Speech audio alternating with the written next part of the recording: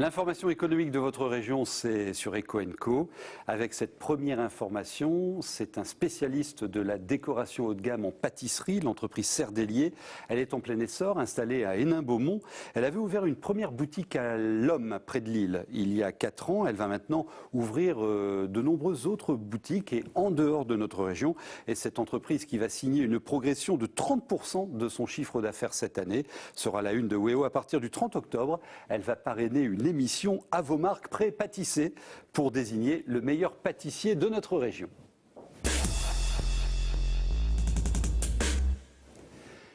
Et dans la pâtisserie, il y a du sucre. Et on le fabrique comment, le sucre? Avec la betterave. On est en pleine récolte des betteraves et nous accueillons Christophe Mully. Vous êtes président de la commission interdépartementale betteravière. Tout à fait. Alors, comment se passe la récolte? Là, elle est partie depuis le 21 septembre. Ouais. Donc aujourd'hui, nous avions des inquiétudes avec la sécheresse pour pouvoir arracher les betteraves.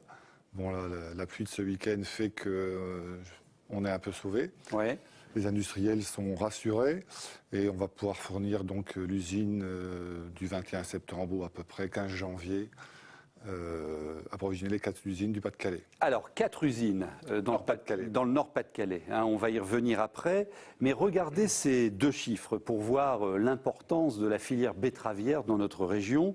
5600 planteurs dans le Nord-Pas-de-Calais. 5 millions de tonnes produites l'année dernière. Bon, on sera dans ces eaux-là cette année à peu près, un peu moins. 15-20% de moins. Ah ouais, quand même, 15-20% de moins. En dessous de la moyenne des 5 ans. Ouais. Pour toute culture, je dirais, cette année, c'est une catastrophe. Bien sûr. C'est comme ça. Ouais.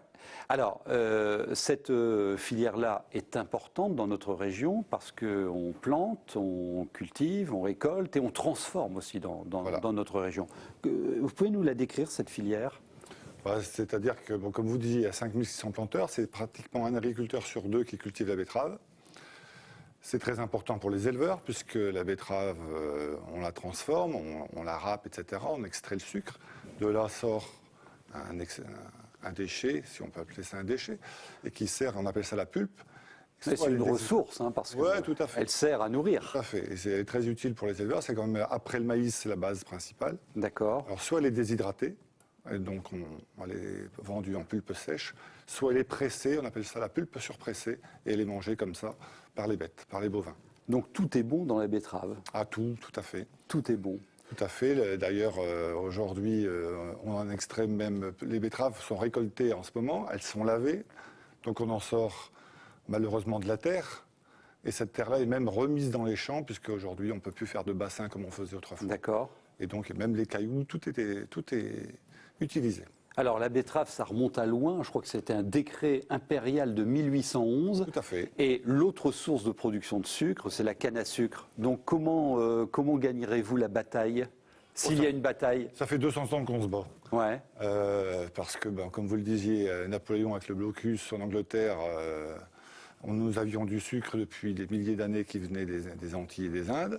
Ça a été bloqué, donc Napoléon a décidé de faire de la betterave... Je ne posais pas de questions à l'époque. Non.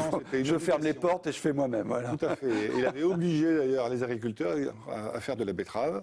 Et c'est à partir de 1811 qu'est donc démarrée la culture de la betterave avec, bien sûr, tout un développement de filières, la création génétique des variétés, et puis les créations des usines, etc. Alors, quand on sait qu'on aura 9 milliards de personnes à nourrir sur cette planète, à l'horizon 2030-2050, est-ce que la betterave sera au rendez-vous? Parce que le sucre, la demande va accroître naturellement. Elle croît tous les ans de 2%. 2% par an. C'est-à-dire, pour le monde, c'est la surface de la France tous les ans en plus. Waouh! Et alors, est-ce que cette activité dans notre région pourra faire face? Déjà l'an prochain, puisqu'aujourd'hui, nous étions protégés par des quotas. C'est terminé. Aujourd'hui, n'importe qui peut faire de la betterave. Ouais. Il faut avoir un industriel en face. Et donc, dès l'an prochain, on augmente les surfaces de 20%. Dans le Nord-Pas-de-Calais et même en France, je dirais. D'accord. Donc, on se prépare à répondre au marché, quoi. On se prépare et on se prépare aussi à la concurrence, comme vous disiez tout à l'heure, toujours avec la canne à sucre.